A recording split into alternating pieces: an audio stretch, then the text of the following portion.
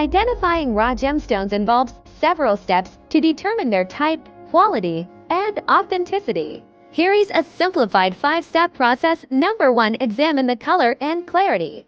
Color. Natural gemstones come in various colors due to the presence of trace elements. Observe the overall color and any visible color zoning or inclusions.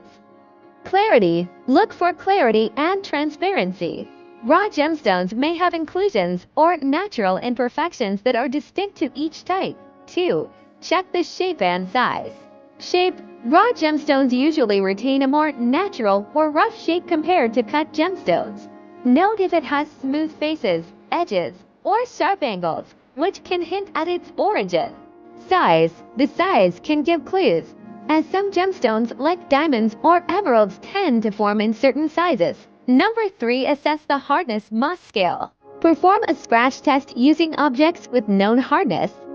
For example, a steel nail has a hardness of about 6, while a sapphire 9 on the mass scale will scratch it.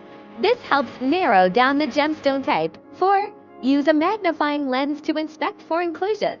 Many raw gemstones have inclusions, which are small natural imperfections like air bubbles, crystals, or other materials trapped inside the gemstone. These inclusions can help identify the gemstone. For example, rutile inclusions might point to a sapphire or a garnet.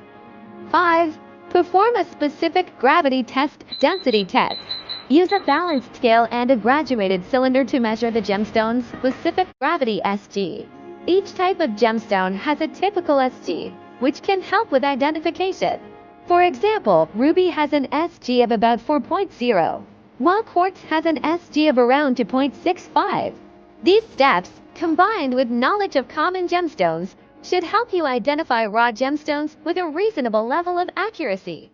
For precise identification, a gemologist's expertise or specialized equipment like a refractometer might be necessary.